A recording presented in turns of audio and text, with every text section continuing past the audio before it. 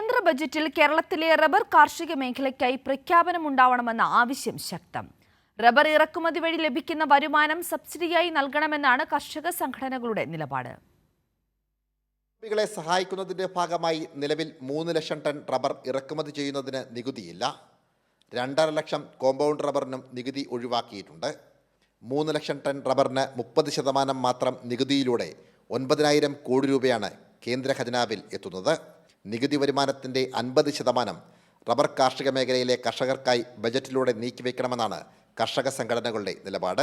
കേന്ദ്ര government rubber കർഷകരോട് സ്വീകരിക്കുന്ന നിഷേധാത്മക സമീപനമാണ് റബ്ബർ മേഖലയിലെ പ്രതിസന്ധിക്ക് അടിസ്ഥാനം.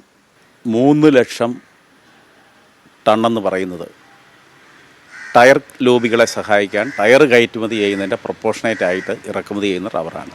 30% നികുതി 3 ലക്ഷം ടൺ റബ്ബർ സ്വാഭാവിക റബ്ബർ ഇറക്കുമതി ചെയ്യുന്നതിന് കേന്ദ്ര ഗവൺമെൻറ് ഈടാക്കുന്നുണ്ട്. ഇപ്പോൾ കേന്ദ്ര ഗവൺമെൻറ് ലഭിക്കുന്ന 9,000 കോടി രൂപ, ആ 9,000 കോടി രൂപയിൽ അതിൻ്റെ ഒരു 50% 4,500 കോടി രൂപ കേരളത്തിലെയും ഇന്ത്യയിലെയും റബ്ബർ കർഷകരെ സഹായിക്കുന്നതിന് വേണ്ടി കേന്ദ്ര ഗവൺമെൻറ് മാറ്റിവെച്ചാൽ റബ്ബർ മേഖലയിലെ മുഴുവൻ പ്രതിസന്ധി പരിഹരിക്കും. രാജ്യത്ത് 1 കിലോ റബ്ബറിന് ഏറ്റവും ഉയർന്ന വില ലഭിക്കുന്നത് കേരളത്തിലാണ്. സംസ്ഥാനം നൽകുന്ന സബ്സിഡിയാണ് വില കുറയുമ്പോഴും കർഷകർക്ക് ആശ്വാസമാകുന്നത്. ബജറ്റിലൂടെ താങ്ങുവില 300 രൂപയായി പ്രഖ്യാപിച്ചാൽ നിലവിലെ പ്രതിസന്ധിക്ക് പരിഹാരമാകും.